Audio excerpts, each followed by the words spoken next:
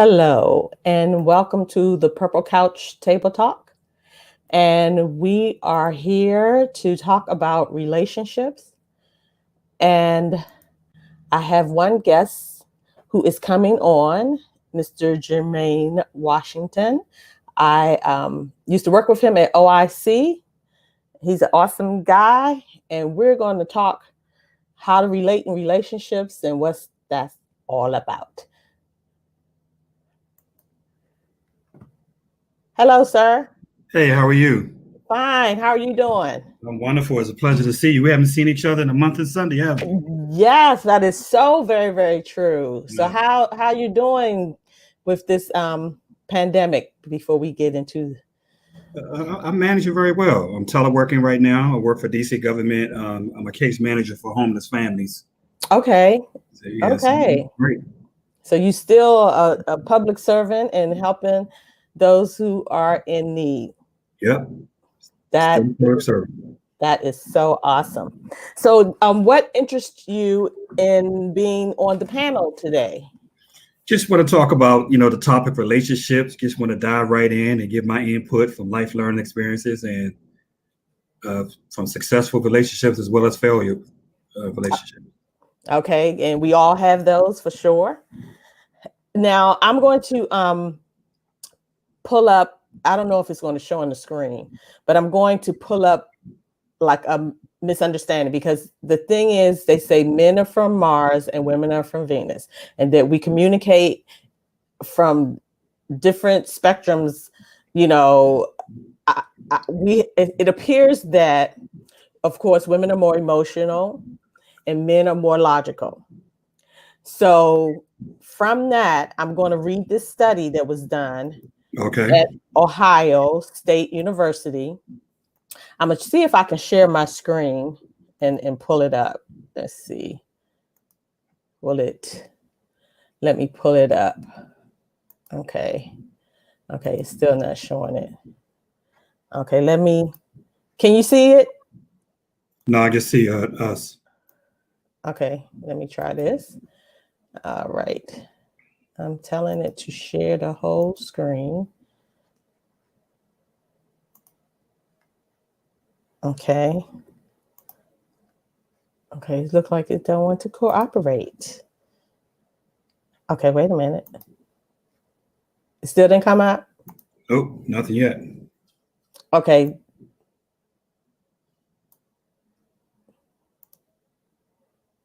Okay, there it is. So am I the only one joining so far? Yes, I had a jokester who said he was going to join, but that's all he do is joke. Okay. Okay, so now do you see it? Yes, I see it. Okay. All right. So okay, let's read this. Okay, this is from Ohio State University, and it's gender issues, communication differences in interpersonal relationships. Now, the example is okay, she, the woman, says, call me when you get there and let me know you made it safely. And the man says, that's ridiculous. Nothing bad is going to happen. So just trust that I'll get there safely. If something bad does happen, I'm sure you'll hear about it. Now, in this final example, she is trying to communicate something like, we're connected and I care about you and your safety. Her intended between the lines message is, you are loved and important to me. Now, the between the lines message that the man hears her saying is, you had better check in with me. I want to know where you are, who you are with, and what you're doing at all times. So what do you think about that? It's somewhat true. I mean, I think most men are in a position that, for lack of better words, they feel like they're an authority figure. I don't need anybody checking up on me. I don't even want to make sure I'm safe. I'm the one that's going to be the one to make sure in a relationship my woman is safe. So therefore, I don't need her. I don't need her call. I don't need a call to let her know I got there safely. That's the way a man is looking at it. Okay. So now it's interesting. How could a woman say this differently so that he could understand? I'm not trying to check up on you. I really do I'm concerned. I mean, because it's crazy out here, especially for Black men nowadays. Right. So, it's a legitimate concern. Is there any other way the woman could have communicated this? Not really. Okay. I mean, she might could add that, hey, I'm concerned. She already said I'm concerned. I just want to make sure you got there safely. Right. And as you stated, the world, the type of world we're in right now, especially with things that happen to our young men and our Black, brothers, that they're being stopped by police and they're being harassed and they're being murdered. So it's a good thing that she does care about him. She wants to make sure he got there safely. I don't see how she can express this any different than what she did. Right. Maybe the person can add in what we're talking about now. Hey, due to the current climate that we're in right now, I want to make sure you got there safely. So just call me and let me know. Okay. Some people are texters. They're not even callers. They're texters. They have made it. That's the same as communicating by telephone. So. Right. Now, that's another thing. Do you think that men prefer texting versus calling on the phone? That's a good question. For me personally, I'm not a texter. I'm old school. I want to talk on the phone. Sometimes messages can get misconstrued via text message. You can say not right now, and that could come off the wrong way via text message. If you say it in person, hey, not right now, let me give you a call back. They can hear the tone in your voice, versus the text message. So for me, I'm a texter, but I would say if you have to look at the age demographics. Men between 40 to 50, they're probably more prone to talk on a telephone than your millennials. Of course, whether male or female, they're texters. Right. Okay. Now, in reference to this misunderstanding example, okay, this is what the Ohio State concluded. They said that this misunderstanding in this example probably results from differences in the ways that women and men show affection. It is more common for women to show affection through talking, but it is more common for men to show affection by doing things, either doing things together or doing separate things within the same physical space. Sometimes not talking, not having to talk, is a sign of trust and intimacy for men. What does all this mean to us? Now, I know that women, we like to talk, we like to, give more details sometimes than what men may feel is needed, because most men like to just get to the point. Do you think, have you experienced that? Where you're like, okay, come on, just get to the point. I'm like that with everyone. I want to hear the Cliff Note version. I want to hear long, drawn out detail as to what happened. Let's just get to the facts. Tell me what happened so we can either address the situation or move on. So for me, yeah, I'm not a long-winded person. I have to know the intimate details. I don't need a long, drawn out story. Let's get straight to the facts. Straight to the facts. Okay, so it says that understanding differences is the key to working them out. When we misunderstand one another, we often think that the other's motives are not reasonable, or mean-spirited, or worse. But by knowing that women and men sometimes see and hear things through different filters, we can begin to share with one another the distortions we experience and thereby find our way to clarity. So I know as a woman, that sometimes I feel like I'm not being heard, and I feel that my details are necessary for the man to get my point. And sometimes we're not looking for a solution. We just want you to hear what we're saying. Do you understand that? Or, is that something that men just don't get? That's a loaded question. A little bit of both. It's a known fact that women are talkers, and it's a known fact that women use more words than men. Right. I forgot what there was a study done. I forgot the guy that did the study. Said women use more, either 3 times as much or twice as much as many words that men use in explaining it. And it's probably have to do because women are nurturers. You guys are caring. You guys are supportive. You're very emotional. And as young men, when we were brought up, we were kind of like shielded. You're not supposed to express yourself or show the vulnerable side of yourself. So we're gonna, of course, just cut right through the middle and just get straight to the details without explaining a long, drawn out explanation.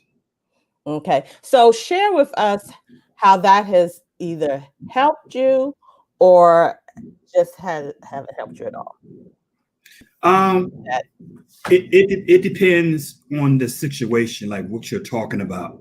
That could be supportive when a woman is explaining something to me. She's explaining all of the details. Then I'm going to sit there and listen because I need to know exactly what she's talking about before I offer some assistance or she could be giving me an explanation like, hey, when you leave the house, don't go this way, go that way. And she's giving these long little details about why I shouldn't go right. And I say, well, I don't want to hear it. And gets cut straight to it. And I go right. And the reason why she was trying to explain me to go right, because there was construction at the end of the street. Now I'm stuck in traffic. So I should have listened to her. But I said, hey, don't go right, because of this, because of that, go left. But it depends on the situation, whether or not it's going to hurt you, hinder you, or help you. Okay. So now share with us, because you said you wanted to just dive in about your personal experience with relationships, and some that may have been good and some that may have been failures. What can you share with us? For me, I look at relationship. And these are the 4 things that would make a relationship successful. Number 1, you have to have chemistry. Number 2, there has to be some type of compassion.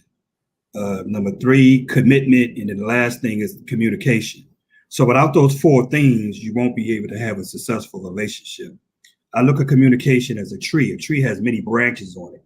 So the lines of communication always have to stay open. The lines of communication always has to be fair, willing to listen to the other person's story. And with chemistry, whatever type of chemistry that attracts you to that person, it could be spiritual, it could be mental, it could be physical, or it could be intellectual. Some type of chemistry you have to have that you looking at that other individual say, okay, I like her, I like him, I like her. I'm going to pursue that relationship. And then with the commitment, once you're in a relationship, once you're in a friendship, you have to stick to it. So that could simply mean that you may have to eliminate some friends that are in the way, that's causing some interference, in your relationship. That could cause you to sway a little bit, because sometimes people will get jealous when you're in a successful relationship. They say you got this new person in your life, or we can't hang out with you anymore, or you dating Jermaine now. We used to hang out, we used to have girl night out. Now you can't go out. You got to check in with them all the time. So sometimes those things can influence the relationship. That's why you have to have that commitment and stick through. And then the last thing that I mentioned is about the compassion. That you have to be able to know when the other person is hurting, know when they're going through some adversities in their life, and not just brush it aside. Just be willing there to support them. Okay. And do you think foundationally there should be a friendship? Absolutely. I'm dating now, so I'm single, but I'm in the dating world, and I tell women that I want to be your friend first, your best friend, your mate, and then your husband. I'm dating for a purpose. I'm not going to date just to be dating. I'm not going to be dating just to waste your time. We have to sit down. And the reason why relationships fail, because people don't look at them as is a business. You have to look at a relationship as it is a business. What do you want from this relationship? What are you willing to sacrifice? What are you willing to put into it? What are you willing to build in the future? Not just date for 2 weeks and then you break up and date somebody else. You got to figure out the dynamics within your relationship and whether or not that person is a good fit for you. And that talks, like I said, with the lines of communication always have to be open. So at that friendship stage, that's what you talk about. You talk about your dreams. You talk about your aspirations. You talk about your desires. You talk about your no-fly zones, your do's and your don'ts, and the things, your pet peeves and things that you will and will not accept in a relationship, and stick to it. And that means that if you don't like smoking, you don't date a person that smoke. And the person said, well, I occasionally smoke a cigar when I hang out with my friends. That's smoking. So you said you really going to sacrifice, and well, he can smoke cigars. It's not going to bother me. At some point, it's going to bother you because he's hanging out. Going to the cigar bar, whatever it's called. I don't know what it's called because I don't smoke. But then he comes home, has the smoke all on his clothes. That's going to bother you. So is that something that you're willing to sacrifice, or something that you're not willing to sacrifice? Right. Because it does come down to what you will allow in your life, what you feel that you can actually deal with. And sometimes we do fool ourselves into thinking, oh, well, I can change that person. Yeah. Or they'll eventually stop it or whatever. And a lot of times, no, that doesn't happen. You have to decide, this is who they are, and can I accept this and live with this? Right. Now I have a video. Let me see if I can share this. And it has some questions in it. And then there's some men that are answering these questions. And then I want you to chime in. Okay. Sure. Okay.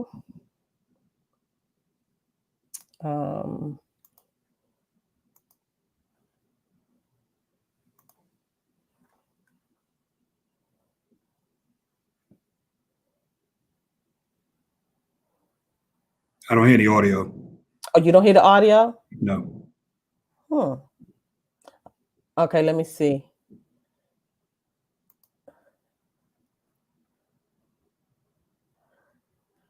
Okay. Now that's interesting. I can hear the audio. Let's see.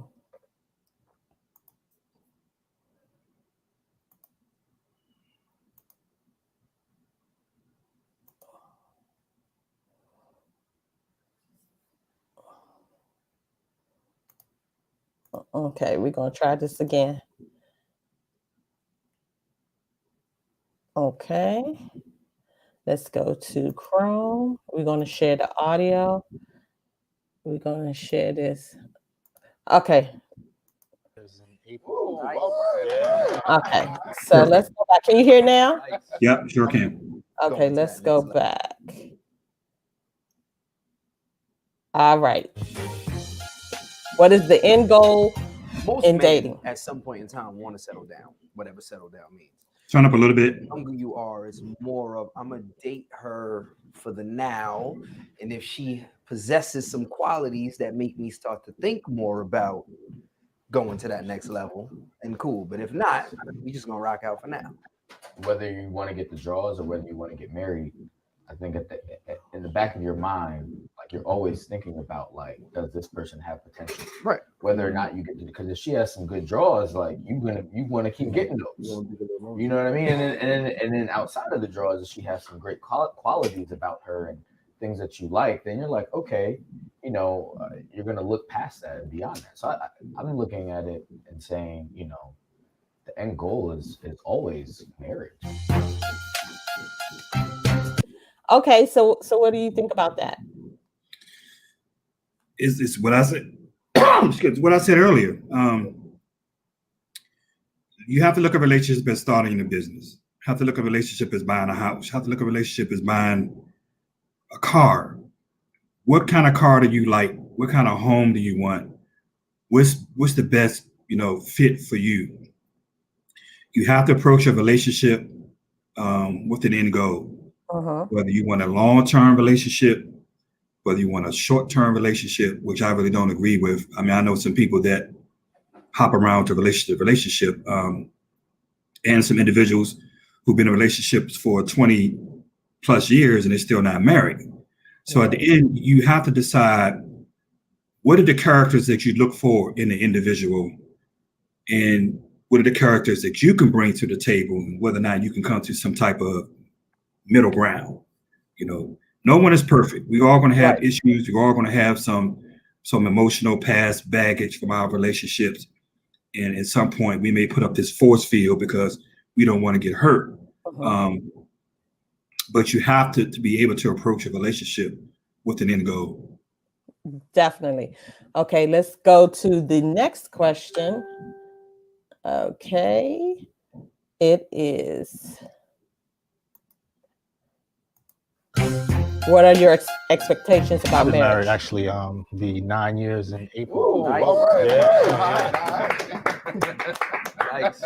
I mean, my expectations were like, before when we were dating, we had the marriage talk, like just having the marriage talk and not being like, all right, I'm out. Because usually when the marriage talk came up and I knew that, you know, this woman wasn't the one, like, all right, that was the sign that I had to get up out of here. Just Right. real talk. But, you know, once we had that talk and I realized that, you know, she was the one, I was just like, yo, once we get married, like, that's it. Like, I'm not going to be in a divorce. So we need to be 100% sure. Because, like, I just know many dudes that, like, they might have been married like a year, 2 years. And then you ask them, be like, yo, what happened? They'd be like, you know what, man? I knew before it happened that it wasn't right. Right. So I'm like, then why So did why'd you you do do it? it? Exactly. You know what I'm saying? My problem, or like my fear, is that I'm scared the marriage will change everything. You know, like when you It get will. married. It will. See, But I mean, it depends on what kind. Everything changes. What is It'll change? change if you've been like dating for like 6 months or you've been dating a year, Yeah. 5 years. It's What always you gonna call be evolving. change. It's always be evolving. It'll always be evolving. that's still my fear in my heart. Like I literally had a list of 13 things. This was my checklist. And I measured every woman I dated by that. So we might get through the first 8, and then I'm like, oh, nah. The last date. That's it. You know what you want. It's like shopping list in the supermarket. You can walk in the supermarket hungry. You're gonna pick up a bunch of foolery and it's gonna go in the car. Because you just freestyling. Versus knowing specifically what you want, going in there and shopping the proper way. Okay, so what do you think about that? The expectations of marriage. This is going to shock you, but I think the individuals before they decide to get married, they need to go to marriage classes, not just counseling, but what marriage actually looks like.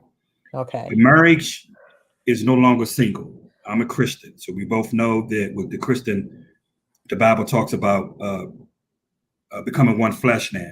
Mhm. Not cleaving to your parents anymore. You leave. I'm paraphrasing. I'm not know the scripture by heart, Mhm. but a marriage is a foundation. A marriage is building things together. A Right. marriage is a peaceful household. Your marriage should be your sanctity. When you come home from a hard day at work, whatever challenges you face out in the street, when you come home, you should be having peace within your household. So I think that with marriages, people don't take the time and energy to, like I said, write everything down. What are your likes? What are your desires? What are your wishes? What you should do? You may not like living in a big house, and the person wants to live in a small house. You may not like, can this person cook? You know, can this person clean? Can this person raise a family? How are you going to be in a marriage if you don't have some of those qualities that you look for in the individuals? I think people, it may sound strange, but I think people who want to get married, they should be able to go to marriage classes and get now, whether or not it's going to be a state-run class or a local-run class, but then you get into the areas, well, who are they to dictate what a marriage should be? Maybe the classes should be run by individuals who've been married for 40 and 50 years, so they can actually tell you what a marriage looks like for those who want to come into it. Because unfortunately, African-American divorces are up higher than any other ethnicity, any other race. And that's unfortunate because, for number one, we don't take the time to go to marriage counseling.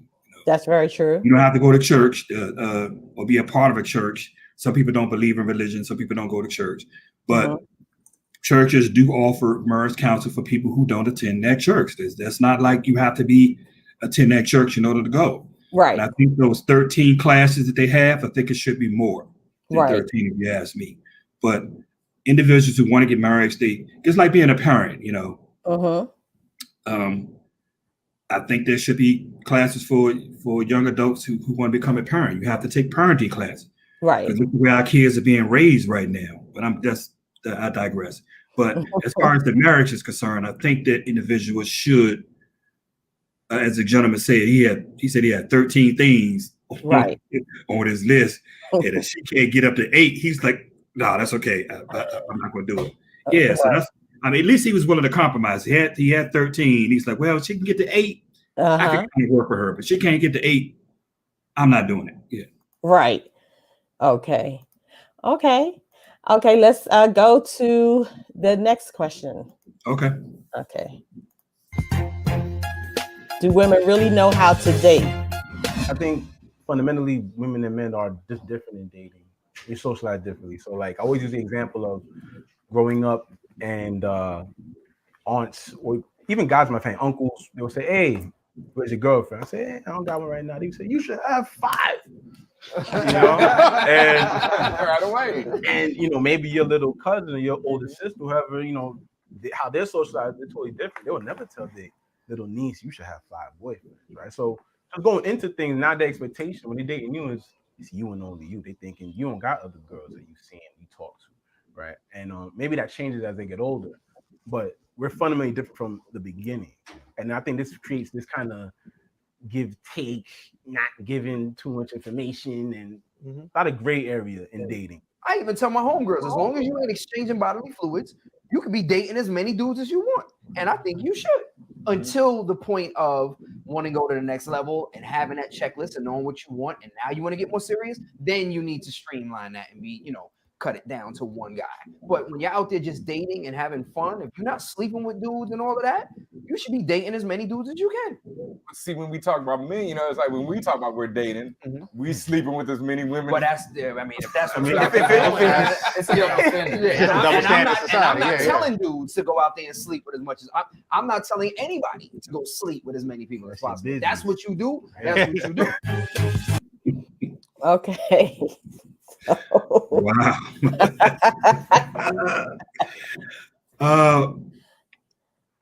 Do women really know how to date? Is that the question? Mhm. I would say yes. Okay. I think because the ratio from women to men, no matter where you are, is always going to be 5 to 1. In some states, it's 10 to 1. Right. So unfortunately, women, and I'm going to male bash. I mean, women come across some of these guys that are up to no good. You know, they treat them wrong. They're disrespectful to them. They hurt their feelings. And they just take them through some unnecessary changes where they shouldn't do it in the first place. So unfortunately, when women are in the dating world, they may come across a guy who's great. They may come across a guy who's not out to harm her, but because she's been through the ringer so many different times with other guys and treating her a different way, sometimes women can have the tendency of holding that guy accountable for some actions that he didn't even do. True. Now, can men date? No, we're lousy at dating. That's real.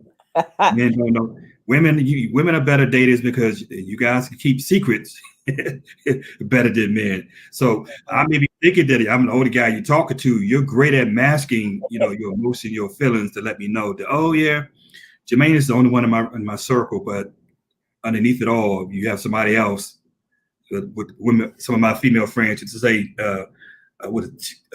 break in case of emergency glass. And they got that one friend they could call and break that glass in case of emergency. Yep. So women are better daters than men. Okay, let's go to the next question. How do you know if a man is really into you? There's 2 different ways you can go about it. Actually interested in you in courtship is one thing. Interested in beating is another thing. Absolutely. Yes. And it all depends on the environment. Like if you meet somebody I don't want to wife anybody that I met. I know there's more women in the club too. It has happened. I've built a relationship with somebody. But for the most part, like those circumstances in that environment is not a place that you want to meet somebody that you want to build with long term. That's a hey tonight or for the summer or for the weekend, whatever the case may be. Key, I always tell, especially I'm like the guy that all my homegirls come to.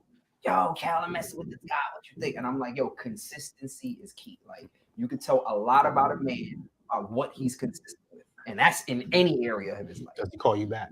Does he listen to you? Right.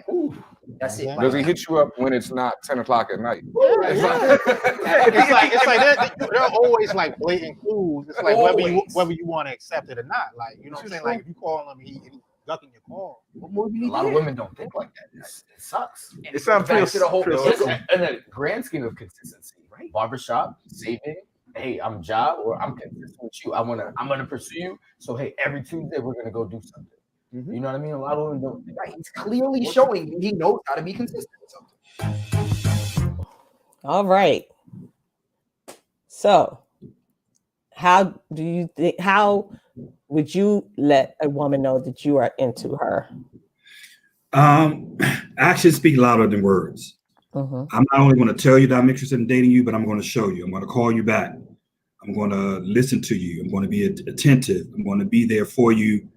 As the gentleman said, don't just call her at 10 o'clock at night. Call her early than that when she needs someone to talk to. So for me, women know, and I haven't had a woman yet to tell me, well, Dad, Jermaine, when things didn't work out, you sure didn't show me that you wasn't interested in me. You did show me all that you were. So actions speak louder than words. I'm going to show, not only just show you, but I'm going to prove it. It's better. It's one thing to tell a woman, I like you, I'm interested in getting to know you, or I care about you.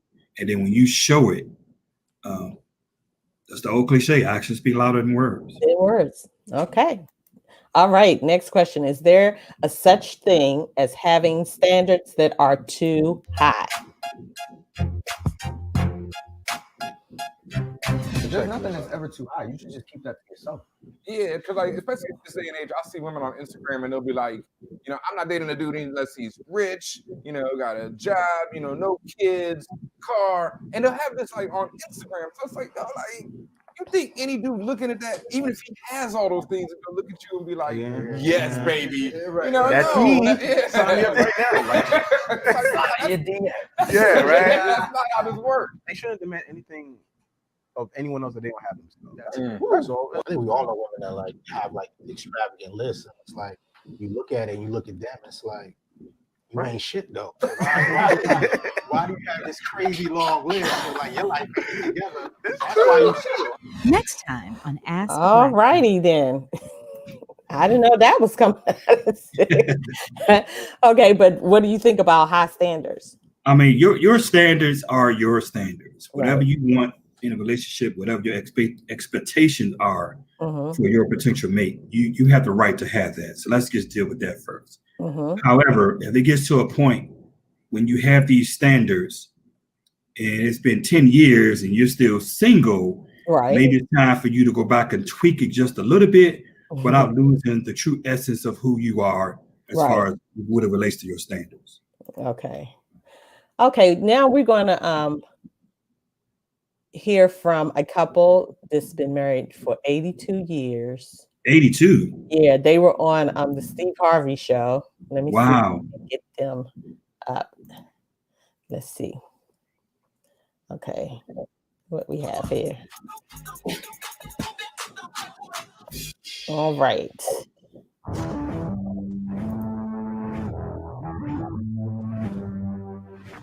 Mr. DW, Miss Willie, how y'all? Fine, how you doing? You 103 years old? Yeah. Can you clap a little bit?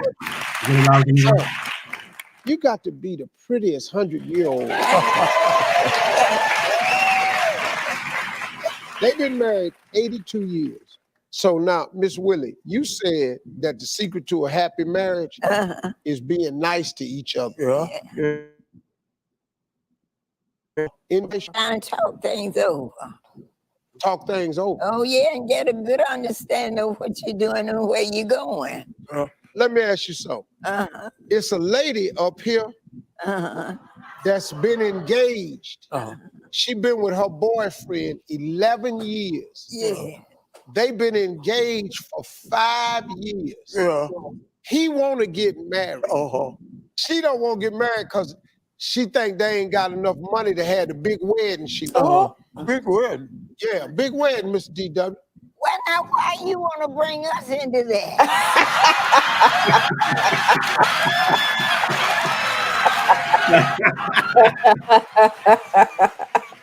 Don't need to have no big wedding. Just go and get married. Don't need to have no just go get married. Let me ask y'all a question. Okay. How long did you court her before you asked her to marry you? Oh, about 3 months or so. 3 months. Yeah. When you're young, you don't know any better. Right. When you get older, you learn your lesson. Yeah. So you know better. Right. Now, how old was y'all when y'all got married? I was 19 years old. You was 19. Now, if Mr. DW was 19 Right. and he 103 now, Right. and you 100. Something wrong with those numbers. I can't count so good. See, Miss Willie, you sat up there, and what happened was, see, let me show you something. You met that little fine chocolate man. Yeah. Came up that road. He was strong. He walked like Like I had $100, didn't have nothing. she said he walked like he had $100, ain't have nothing. Alice, let me ask you this. What have you learned from your parents' relationship over the years? They are very, very good parents. Yeah. Yes. True love. True love. Yes. Yes, ma'am. BJ, you got something you want to say to your grandparents today? Yes, I love you. I'm proud to have you as my grandparents. We do any and everything we can for you because we're so happy to have you with us. So we love you.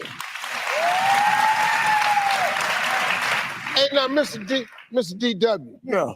Now, you my man now. Cause see, I'm looking at you, and I want to be 104. Yeah. Now, you bald-headed, I'm bald-headed. Yeah. Yeah. I lose a little weight, Yeah. I'm gonna look just like that. Yeah. And now, I just want you to know that cause I done met you today, Yeah. I'm gonna take a picture with you. I'm gonna put you on my mirror. Okay. Cause I'm gonna be just like you. All right.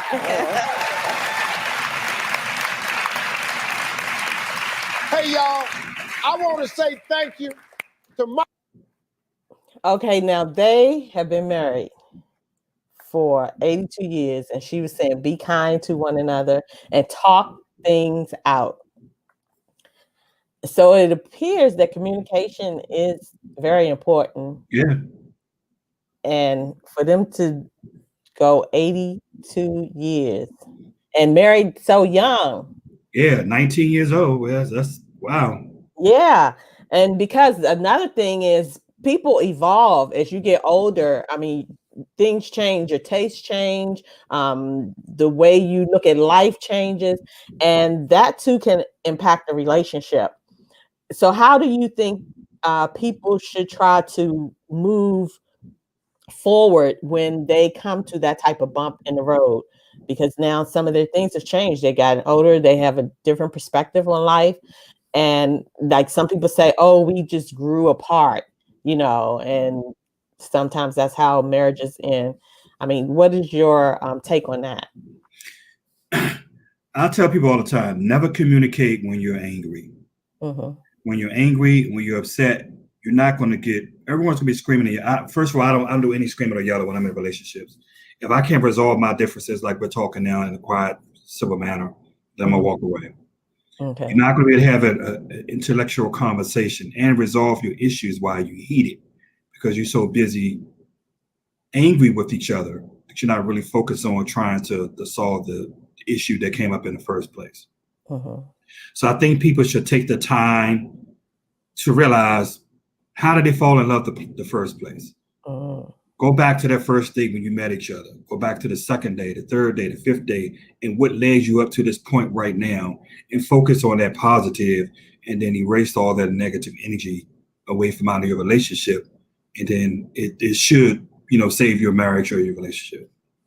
Definitely. And I think too, if your foundation is based on friendship lasts forever. There are times you may not quite like the other person, but at least that friendship still binds you because this is like you said, your best friend. And, people have best friends forever. And that's, I think, the type of relationship that you should have when you're decided that you want to marry this person. Right. Like you stated before, you want to be their best friend. And another thing is, I had looked at another YouTube where another couple has said one of the key things that they did was they did not allow a lot of people in their relationship. Yep. They kept things amongst themselves, because Yeah. a lot of times you go and you start bashing the other person, but then a lot of times you end up back with them. You know, if of course, if it's a physical abusive relationship, of course, that's totally different. But they said that they didn't allow their family members to be a Yeah. part of whatever was going on in their household. How do you Yeah. feel about that? Yeah, I agree. That's something I said earlier in the discussion, that at some point in your relationship, you may have to let go of some friends, whether those friends are personal friends or even family members or relatives. As long as you have a great relationship, you're not being abused. And there's several different stages of abuse. There's isolation, there's physical, there's mental, there's spiritual. So as long as you're not being abused in your relationship, you have problems, you should be able to talk it out within yourselves. Don't share all your intimate details with your best friend or your buddy, because pretty soon those soul ties are going to be in the midst of your relationship. And you're going to wonder why you're lashing out so much at Jermaine for no reason. It's because you're letting other people, the other spirits, within your relationship. So you have to be willing to cut off some of those friends that's causing that negative energy to be within your relationship. And you should be able to resolve those issues with each other. Now, at some point, you will need to talk to a specialist. We all know that. I think that's why relationships fall apart, because people don't take the time out to bring someone else in who is a specialist. Don't bring in your buddy and your friend, or talk to someone like this couple here that's been married for 82 years. Yep. I'm quite sure they've had some problems within their relationship. Everything in their marriage, everything was not peaches and creams. Right. Everything was always not good. What are some of the things that you got? How did you last for 82 years? Yeah. And another thing is, just like with mental health, it's like a stigma for African American people to go to counseling. Right. A lot of times they're like, oh no. And it appears sometimes that a lot of men are more reluctant than women to go and seek counseling, marriage counseling. Right. It's like, I don't need to talk to nobody. I'm good, So how do you've expressed how you feel that people do need to reach out and get that counseling. So you stated that they should also have like marriage classes, and then, go into this marriage. And I hope and believe, I want to believe that most everyone that decides to get married, that they are looking at it as a lifelong commitment. Yeah. Now, how do you feel about, nowadays, some of these young people, they get married and they will just call it quits, like in a second, just sometimes any little thing, they'll say irreconcilable differences. And so how do you feel? What type of mindset do you think that they really need to have in going into a marriage? I said it earlier, you got to fall in love as friends. You got to be friends first. Become that friend. Become a person's best friend. If you're someone's best friend and then you enter into an intimate marriage relationship, you're gonna be able to work out those differences that you have, because you know how Jermaine thinks. Right. You know what makes him upset. You know what makes him happy. You know what makes him willing to go that extra mile, because you've been there with him as a best friend. So I think these marriages with these individuals who just call it quits so easily, they didn't fall in love as friends. They dated maybe a month or 2, 3 months into the relationship, and then now they're in a relationship. Then they got married within a year, and they are growing to love each other in that marriage. But before that, you didn't know who that individual was. I'm a licensed relationship specialist. I help a lot of friends and people out there with relationships. And some of the things that I hear them talk about is that, wow, the relationship ended because I really didn't know her, or I really didn't know him. I'm like, what do you mean? Been together for 25 years. What do you mean you didn't know the person? How is that possible? Right. Marriage for 25 years, and now you're gonna get a divorce because you grew apart, the famous word that people always use. We just grew apart. You don't grow apart after 25 years. Right. Something else had to happen within that marriage for you to be willing to call it quits. So I Right. think people don't fall in love. They don't court. Like the man said, he courted her for 3 months. Mm-hmm. But we're living in different times now. Back then, relationships were taken seriously. Definitely. It's not taken as seriously as it is in it right now. That's why some of the grandparents, people in the 80s and 90s, they've been married for 70 years because the dynamics were a little different, back then. And they actually respect the foundation of marriage and relationship and families. That's why they were able to stay so long. In today's society, it's no longer there. I mean, relationship is just, hey, let's get married, and then things start falling apart. They don't go to counseling. That's so true. They don't get professional help. They just call it quits because, hey, I grew apart from her. Yeah, that is so very true. Now, hearing that he said that he courted her for 3 months, and that's a short period of time, but you said back then they knew if I married this person, it is a lifelong commitment, and they would stick it out. Now I hear a lot of people saying, well, don't marry anyone until you go through 4 seasons with them. Have you heard that? Even that or the 6-month rule, 4 seasons or the 6-month rule. Yeah, I've So heard how that. do you feel about that? It varies. I mean, it goes back to what I said earlier. Approach a relationship as it is a business. Lay down your do's and don't. Lay down your things that make you happy. Lay down the things that you will not accept in a relationship, and lay it out. Throw it out on the table like a piece of puzzle, like you're trying to put those pieces of puzzle back together. Like, this is what I want in my relationship. This is what I'm willing to give. This is what I wanted to make us happy. Let's do this. Okay. Well, I thank you. I think this was a great conversation, and I hope that it will be helpful to many people. And we're going to be doing this Purple Couch Talk every Tuesday and Thursday. And if there's another topic that I throw out there and you're interested in coming on the panel, please be my guest. I most certainly will. I look forward to it. And just one closing argument. I mean, not closing argument, but closing statement as far as relationships. I want the individual to go back to what I talked about, communication being like a tree and many branches on it. So when you look at a tree has many branches on it. But when you go outside, I want people that listen to this broadcast, when you go outside, there's one branch that's higher than all the other branches. And that's called the leader branch. That leader branch would never, all the other branches are struggle to try to outsmart him and try to get higher. And the more the other branches brush up against him, try to get higher, that leader branch goes higher and higher. So that's what the communication should be within your relationship. Never let your communication fail, and you should be able to have a successful relationship. All right. Thank you so much. Thank you for having me. Yes, definitely. And I know that you'll be back on panel again. I most certainly will.